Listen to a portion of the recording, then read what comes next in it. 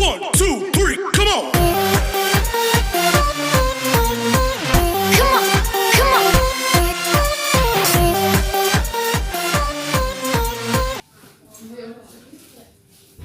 Assalamualaikum anak-anak. Waalaikumsalam warahmatullahi wabarakatuh. Apa kabarnya hari ini? Alhamdulillah luar biasa. Allahu Akbar. Ada yang hari ini gak masuk? Ada. Siapa? Ayo. Terus? Pak. Ya, walaupun temennya ada yang gak masuk, semoga gak bikin semangat kalian turun ya. Iya. Sebelum belajar, alangkah baiknya kita berdoa dulu. Sebelum berdoa, ada yang tahu tepuk doa? Ya udah, kalau nggak ada yang tahu, ikutin ibu ya. Ibu contohin dulu. Tepuk doa. Tepuk 1 jari tutut, tepuk 2 jari wawa, tepuk 3 jari gaga, tepuk 4 jari pat-pat, tepuk 5 jari, tepuk semuanya. Duduk yang rapi, lalu mulai berdoa. Duduk yang rapi, lalu mulai berdoa. Bisa? Bisa. Ayo semuanya bareng-bareng ya. 1, 2, 3. Tepuk doa. Tepuk 1 jari tutut, tepuk 2 jari wawa, tepuk 3 jari gaga, tepuk 4 jari pat-pat, tepuk 5 jari mama, tepuk semuanya. Duduk yang rapi, lalu mulai berdoa. Duduk yang rapi, lalu mulai berdoa. Nah, silakan satu orang pimpin untuk berdoa. Siapa aja yang mau? Ya, silakan Ajra. Gak mati. Duduk siap. Siap. Cepetan. Sebelum belajar, mari kita berdoa menurut agama dan kepercayaan masing-masing. Berdoa dalam hati tenang, mulai. Berdoa selesai. Berdoa selesai. Ngapain cepetan? Berdoa selesai, memberi salam. Assalamualaikum warahmatullahi wabarakatuh. Nah, sebelum belajar, ada yang tahu nggak kemarin kita belajar tentang apa? Masa awal dakwah Rasulullah, Bu. Iya, benar sekali. Kemarin kita telah belajar masa dakwah Rasulullah. Dengan masa dakwah Rasulullah, semoga kita menambah kecintaan kita kepada Nabi Muhammad SAW. Nah, sebelum kita melanjut ke pembelajaran selanjutnya, ada yang tahu lagu Rindu Muhammadku? Tahu. Yuk kita nyanyi bareng-bareng biar tambah semangat. 1, 3. Siapa yang cinta pada nabinya pasti bahagia dalam hidupnya. Muhammadku, Muhammadku, dengarlah seruanku. Aku rindu kepadamu Muhammadku. Pintar sekali, semangat banget nih. Kayaknya udah siap buat belajar ya. Iya. Nah, ada yang tahu nggak sekarang kita akan belajar tentang apa? Tentang dakwah Rasulullah. Tentang tantangan dakwah Rasulullah. Wow. Ada yang tahu nggak siapa nama ibu Nabi Muhammad? Aminah. Iya, benar sekali, nama ibu Nabi Muhammad adalah Siti Amin. Nah. Ada yang tahu nama ayah Nabi Muhammad? Abdullah, jawab. Abdullah. Iya, benar sekali, nama ayah Nabi Muhammad itu namanya Abdullah. Nah, kan Nabi, ada yang tahu nggak gimana caranya dakwah Rasulullah? Jangan sembunyi-sembunyi. Ya, nah Nabi Muhammad itu melakukan dakwah dengan cara terang-terangan dan sembunyi-sembunyi. Pada zaman dahulu Rasulullah itu melakukan dakwah dengan cara sembunyi-sembunyi. Karena apa? Orang-orang zaman dulu itu sangat menentang adanya dakwah Rasulullah karena takut tersaingi dengan perdagangan yang dilakukan oleh Rasulullah. Nah, oleh karena itu hal itu bisa menjadi pembelajaran buat kita bahwasanya kita harus menghargai perjuangan Rasulullah, bagaimana Rasulullah berdakwah pada zaman dahulu. Nah, Nabi Muhammad setelah melakukan dakwah secara sembunyi-sembunyi, Rasulullah baru melakukan dakwah secara terang-terangan kepada keluarganya terlebih dahulu. Seperti itu. Kemudian Ibu punya video tentang perjalanan dakwah Nabi Muhammad dan para sahabat. Di dalam video ini, di dalamnya ada kisah tantangan-tantangan yang harus dihadapi Nabi Muhammad dalam berdakwah. Ibu minta kalian amati video yang akan Ibu saksikan ini ya. Iya, Bu. Ibu buka dulu videonya. Ini videonya. Bentar ya.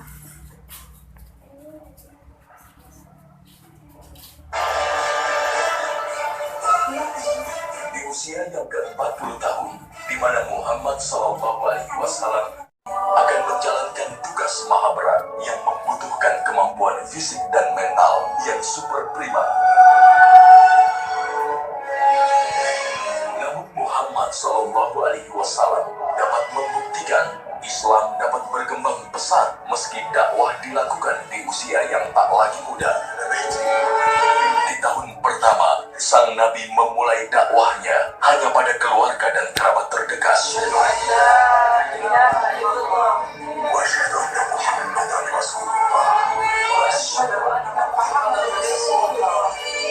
Istri, anak, keluarga, dan sahabat terdekat akhirnya menyatakan keimanan mereka pada Allah Subhanahu wa Ta'ala dan Rasul-Nya.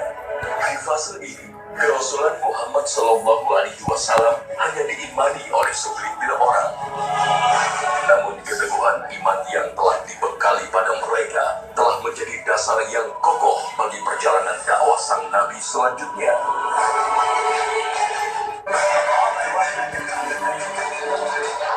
Tahun setelah dakwah sembunyi-sembunyi yang dilakukan Muhammad SAW, Allah Subhanahu wa Ta'ala kemudian menugaskan nabinya agar Islam disampaikan secara terbuka kepada masyarakat. Disinilah konflik bermula.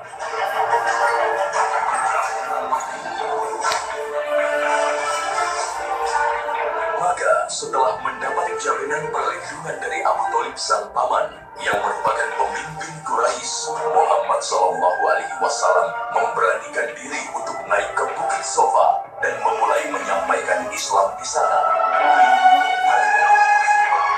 Saat itu seluruh masyarakat Quraisy tahu Muhammad SAW adalah seorang Al-Amin, orang yang paling jujur dan tak pernah sekalipun berdusta. يا معشر قريش محمد رسول الله صلى الله عليه وسلم يرغب بالحديث إليكم. Sebuah modal besar bagi sang Nabi untuk meyakinkan masyarakatnya bahwa dia adalah benar-benar seorang Nabi yang diutus Allah Subhanahu wa Ta'ala. يا معشر قريش يقول لكم رسول الله صلى الله عليه وسلم أرأيتم لو أخبرتكم بأن خيلا بسفح هذا الجبل تريد أن تغير عليكم صدقتموني؟ نعم أنت الصادق.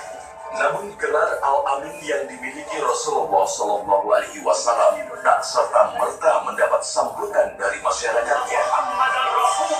Sebagian dari mereka justru mengejeknya, bahkan Abu Lahab, sang paman kandungnya sendiri. تبا لك بقية هذا اليوم علهذا تعودنا. اسمعوا أيها الصراحة الذين فعلتم دين آبائكم وأجدادكم. Dan benar seperti yang telah diprediksi sebelumnya, Rasulullah SAW harus menghadapi berbagai kecaman dan aksi penolakan.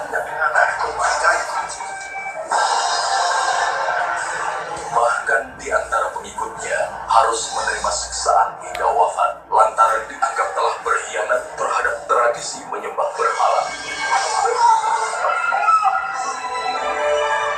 Inilah kualitas individu yang telah dibina Rasulullah SAW. Inilah Rasulullah SAW yang sepanjang usianya hanya dihabiskan untuk menyelamatkan umatnya dari kegelapan dunia yang fana.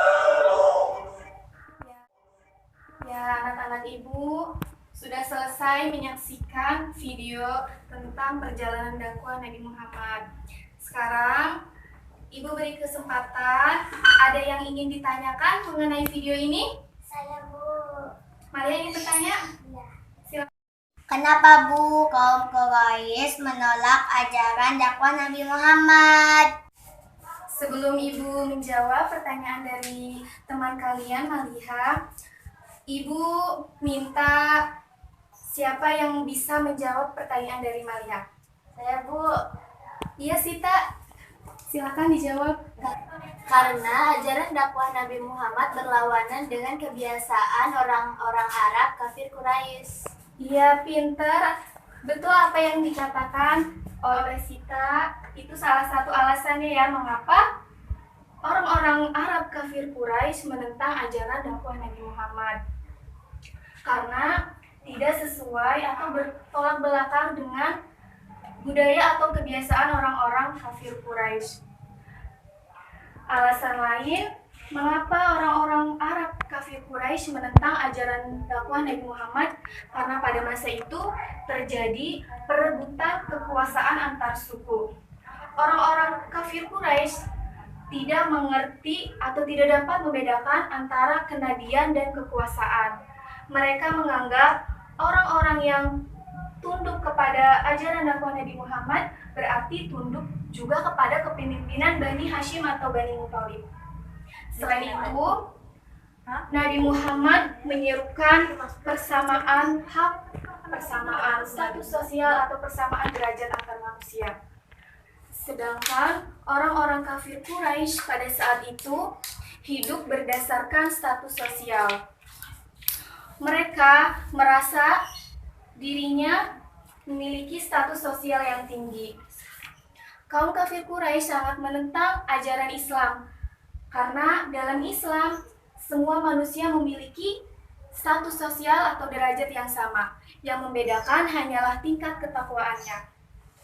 Pada saat itu juga masyarakat Arab, masyarakat kaum kafir Quraisy menyembah berhala. Dan mata pencaharian mereka adalah membuat dan menjual berhala. Mereka khawatir mata pencaharian mereka akan hilang karena dalam ajaran Islam yang disampaikan Nabi Muhammad, menyembah Tuhan adalah Allah, sedangkan mereka menyembah berhala. Kemudian kalian buka buku kalian tentang materi dakwah Nabi Muhammad dan para sahabatnya. Silahkan kalian baca dan digarisbawahi yang menurut kalian penting ya informasinya.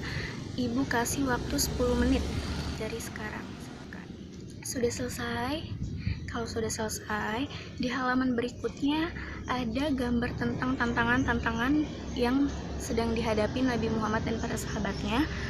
Lalu kalian diskusikan bersama kelompok kalian masing-masing mengenai hal tersebut. Anak-anak, Ibu minta hasil diskusinya ditulis dan Ibu minta untuk mempresentasikan ke depan dan membacakannya.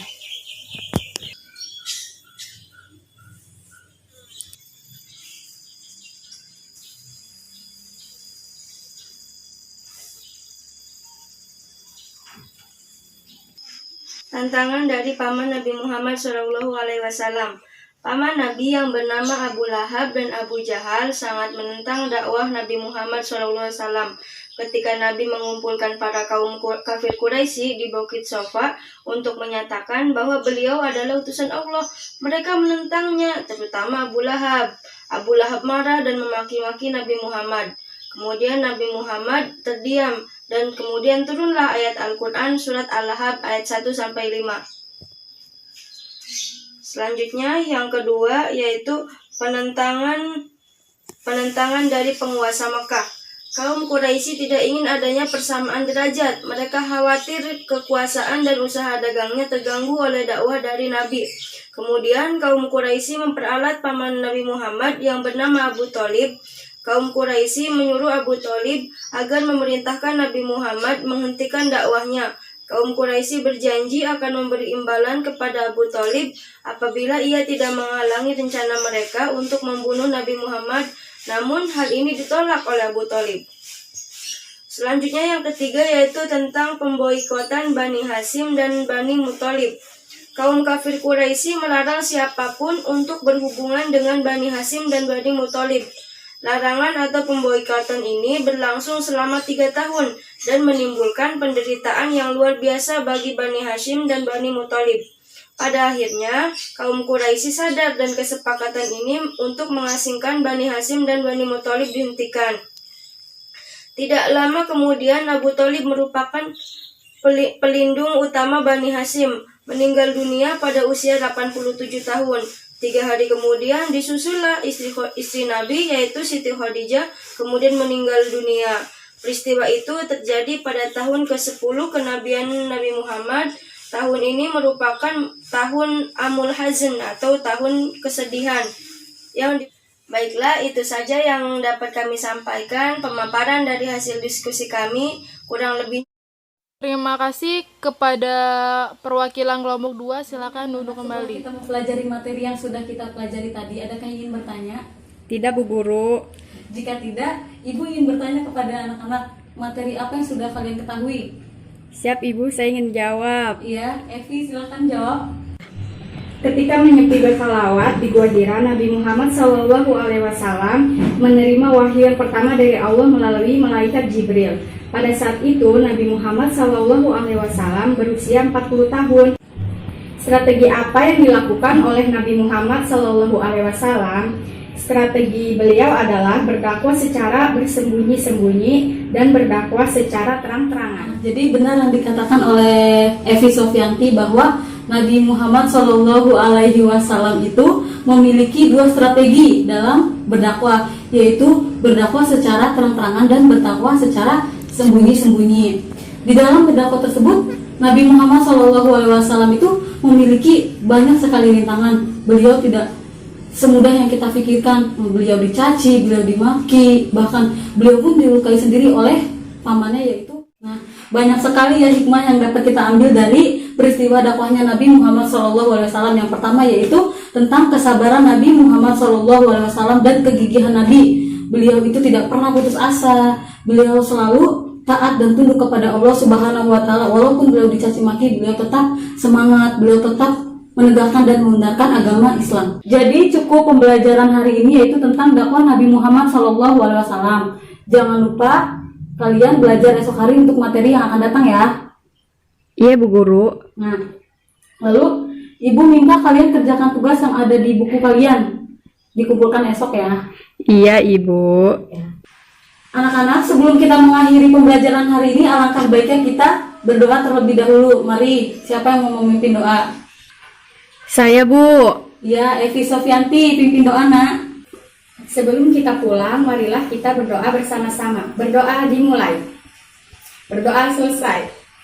Assalamualaikum warahmatullahi wabarakatuh. Waalaikumsalam warahmatullahi wabarakatuh.